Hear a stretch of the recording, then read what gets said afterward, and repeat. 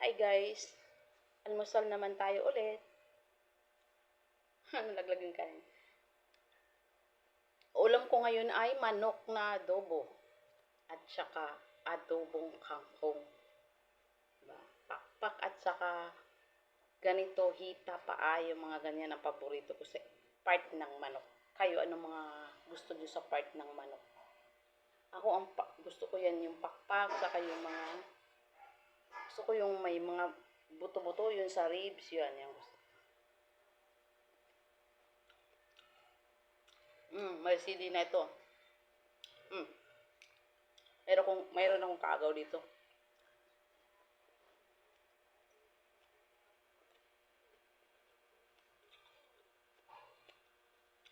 Ang sarap ng kangkong. Alam niyo ba kaya maaga ako kumakain? Kasi may pasok pa ako. At bukod doon, gutom ako pagising ko kasi sa gabi hindi ako kumakain ng kanin. Oatmeal lang ang kinakain ko. Sa gabi.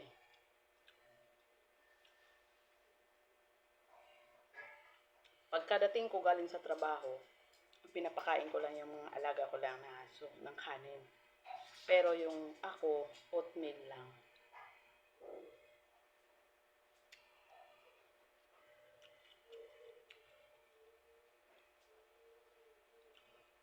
Yung mga nagkakaedad na, tulad ko, ganun na talagang pag-aalaga natin sa ating kalusugan.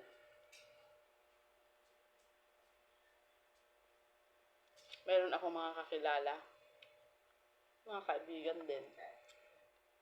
Mas bata pa sa akin pero may mga diabetes na. Actually, yung diabetes daw, di ba? Ang sabi nila ano yan, lahi.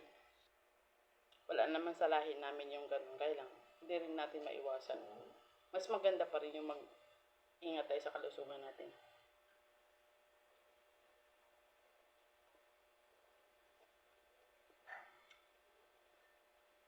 Lahat na ng mga dahon-dahon.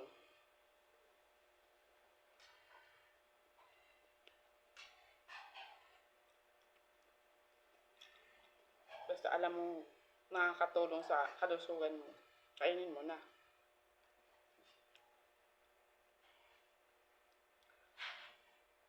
Masustansya yung mga dahon-dahon.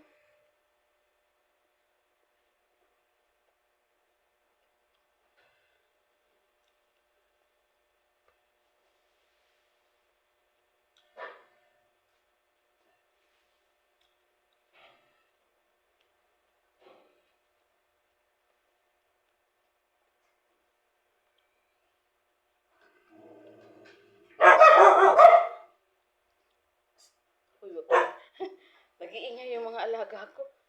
Bawal yung baby.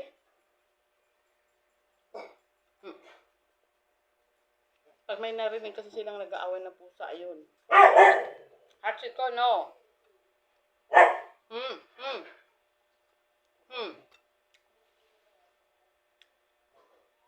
Mga kasama ko sa bahay, yung aso ko, dalawa. Di ba nga, sabi nung isang basher ko,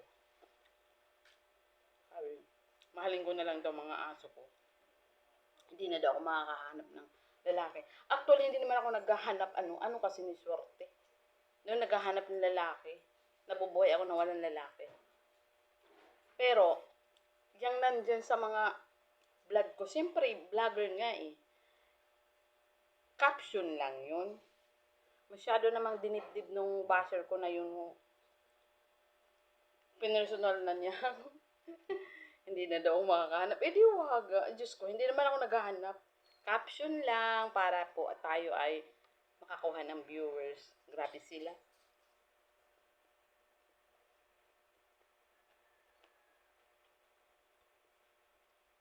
Yung basher ko na yun, masyadong Ewan ko, hindi na siya nang ngayon. Bindak yata ako dahil sinagot-sagot ko siya doon.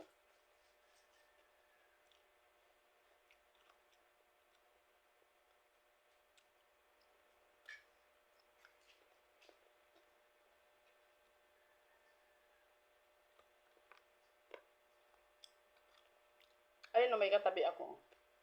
Naghihintay.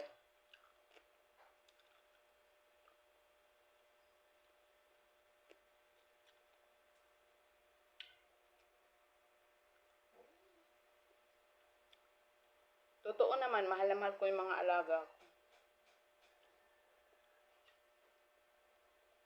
Kahit kailan hindi ako iiwan ng mga alaga ko.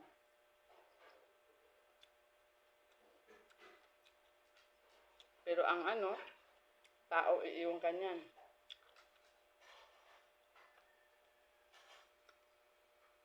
Mga anak ko, hindi naman ako iniwan.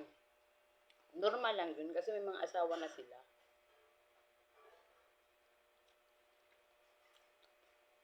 Minsan, nandito sila.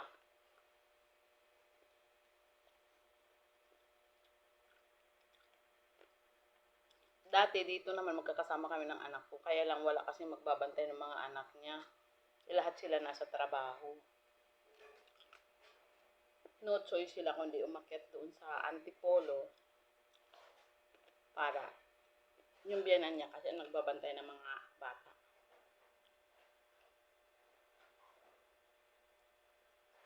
Hindi naman ako pwede ako magbantay kasi may trabaho din ako.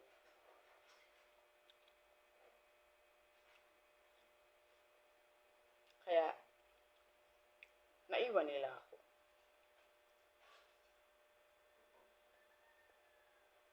Normal yun. Yung iba nga nasa ibang bansa pa na magulang doon eh. Yung sa akin nandito natatawag lang.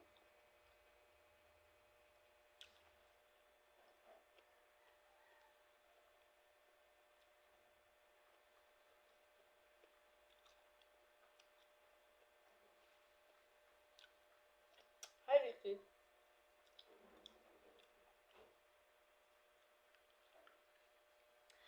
Hi guys! Thank you for watching sa inyong lahat. Bye!